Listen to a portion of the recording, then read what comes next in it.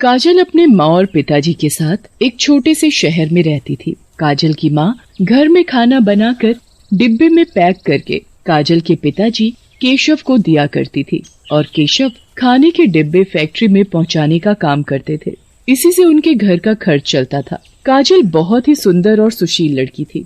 काजल के पिताजी केशव को काजल की शादी की बहुत चिंता रहती थी। एक दिन केशव अपनी पत्नी से बोलता है, अरे भाग्यवान, काजल अब बड़ी हो गई है, क्यों ना अच्छा सा लड़का देखकर उसकी शादी कर दें। अजी, बात तो आप बिल्कुल सही कहते हो। वैसे भी आजकल का माहौल बहुत खराब है, इसलिए जवान लड़की का टाइम से ब्याह कर देना ही ठीक है। तभी वहाँ काजल आ जाती है और अपनी माँ से बोलती है, अरे वाह माँ, आज तो खाने की बहुत अच्छी खुशबू आ रही है। हाँ बेटा, मैंने अभी अभी डिब्बे में खाना पैक किया है, इसीलिए खाने की खुशबू आ रही है। तेरे पिताजी बस खाने के डिब्बे फैक्ट्री में पहुंचाने के लिए जाने ही वाले हैं। पिताजी, रास्ते से मेरे लिए खाने की कोई बढ़िया सी चीज लेकर आना। केशव हंसते हुए काजल से बोलता है, हे भगवान, काजल बिटिया, तुम इतनी बड़ी हो गई हो पर तुम्हारा बचपना नहीं गया।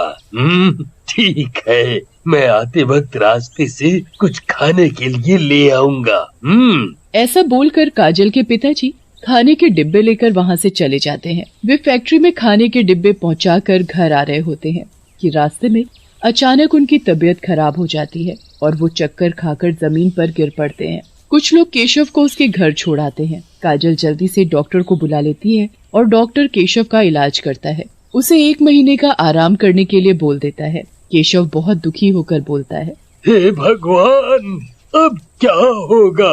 अब कैसे खाना फैक्ट्री के लोगों तक पहुंचेगा? हे भगवान, ये क्या हो गया मेरे साथ? ये क्या हो गया? तभी काजल अपने पिताजी से बोलती है, अरे पिताजी, आप चिंता क्यों करते हो? जब तक आप पूरी तरह से ठीक नहीं हो जाते तब तक मैं फैक्ट्री में खाने के डिब्बे ले जाया करूंगी। और वैसे भी कुछ ही दिनों की बात है, तब तक आप आराम करो, आपकी बेटी सब संभाल लेगी। आप बस अपना ध्यान रखो। अगले ही दिन काजल की माँ खाना बनाकर डिब्बे में पैक कर देती है और काजल खाने के डिब्बों को फैक्ट्री ले जाती है और फैक्ट्री के बाहर खड़े होकर आवाज लगाने लगती है, ओ भाई साहब, खाने के डिब्बे ले जाइए। फैक्ट्री से रमेश नाम का एक लड़का बाहर आता है और वो काजल को देखकर बोलता है, अरे तुम कौन हो? और खाने के डिब्बे तो केशव काका लेकर आते हैं। केशव काका मेरे पिताजी हैं और वो कुछ दिनों तक खाने के डिब्बे लेकर नहीं आ पाएंगे, इसलिए अब से मैं ही खाने के डिब्बे लेकर आया करूंगी। अच्छा, तो तुम केशव काका की बेटी हो। नाम क्या है तुम्हारा? जी, मेरा नाम काजल है। काजल रमेश को खाने के डिब्बे पकड़ाती है कि तभी रमेश काजल का हाथ पकड़ लेता है। काजल रमेश से गुस्से में बोलती है, अरे ये क्या बदतमीजी है? ओहो काजल जी, वो तो डिब्बे के साथ गलती से तुम्हारा हाथ पकड़ लिया, और फिर गलती हो भी क्यों ना, तुम हो ही इतनी सुंदर। काजल जल्दी से डिब्बे पकड़ाकर वहाँ से चली जाती है। अगले दिन काजल फिर से खाने के डिब्बे लेकर फैक्ट्री जाती है। पहले से रमेश फैक्ट्री के बाहर अपने एक दोस्त अमन के साथ वहाँ खड़ा होता है। जैसे ही काजल डिब्बे लेकर आती है, रमेश काजल से बोलता है, क्या बात है, आज तो काजल बहुत ही सुंदर लग रही हो। मेरे साथ घूमने चलोगी? बहुत मजा आएगा। नहीं नहीं, मुझे कहीं नहीं जाना और ये पकड़ो अपने खाने के डिब्बे और मुझे जाने दो। तभी रमेश का दोस्त अमन काजल का हाथ पकड़ लेता है और काजल को छेड़ने लगता है। अरे काजल, इतनी भी क्या जल्दी है घर जाने की? जरा हमसे तो मीठी मीठी बातें कर लो, फिर चली जाना। देखो, मेरा हाथ छोड़ो नहीं तो मैं शोर मचा दूंगी। अरे यार, जाने दे इसे, आखिर कब तक हमसे बचेगी? और हाँ काजल, आज रात को 2 खाने के डिब्बे लेकर आना।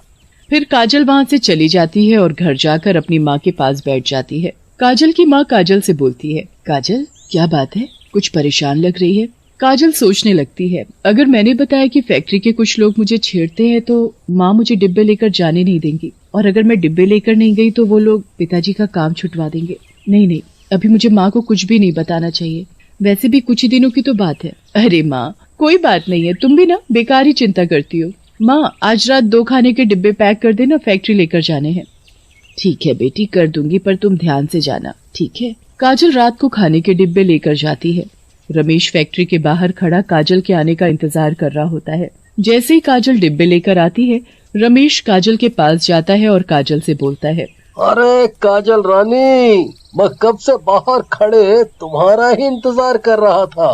अरे रोज तो खाना देकर चली जाती हो, पर आज तो मुझे अपने इन सुंदर हाथों से खाना खिला दो। ऐसा बोलकर रमेश काजल को वहाँ से जाने नहीं देता, पर काजल किसी तरह रमेश को धक्का देकर वहाँ से भाग निकलती है।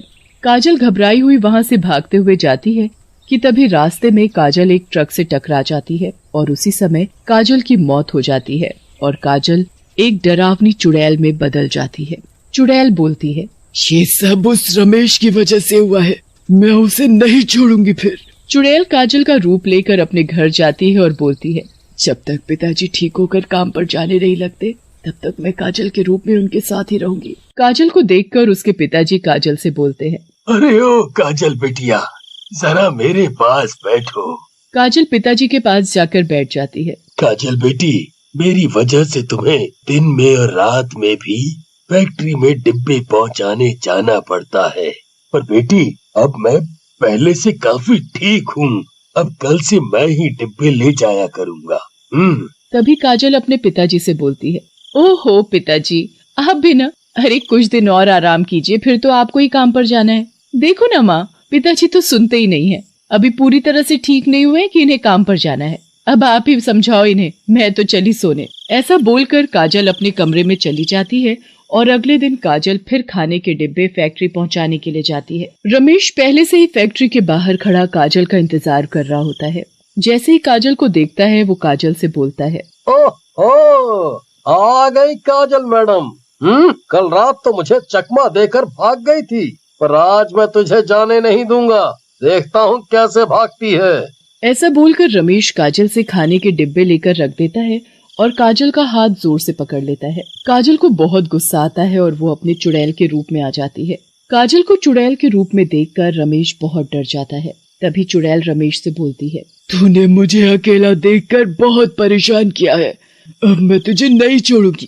तेरी वजह से आज मेरी ये हालत है, अब देख मैं तेरा क्या करती हूँ। रमेश डरते हुए चुड़ैल से बोलता है, अरे तुम तो काजल थी, फिर ये डरावनी चुड़ैल कैसे बन गई? कमीने, तेरी वजह से ही मैं चुड़ैल बनी हूँ। बहुत छेड़ता था ना रोज मुझे, आज मैं तुझे अपने हाथों से खाना खिलाती हूँ। ऐसा बोलकर चुड़ैल जोर जोर से हंसने लगती है। अरे मैं तो मर गया। अरे चुड़ैल जी, मुझे जाने दो, मुझसे गलती हो गई। आज के बाद मैं किसी भी लड़की को नहीं छेड़ूंगा, मुझे माफ कर दो चुड़ैल जी, मुझे माफ कर दो। ऐसे कैसे तुझे मैं जाने दूं? अकेला देखकर मुझे छेड़ता था ना, आज मैं तुझे अकेला देखकर तेरी चटनी बनाऊंगी और तुझी को खिलाऊंगी। ऐसा बोलकर चुड़ैल जोर जोर से हंसने लगती है। मौका देखकर रमेश वहाँ से भाग जाता है और भागते हुए रमेश भी गाड़ी से टकरा जाता है और उसकी भी काजल की तरह ही मौत हो जाती है।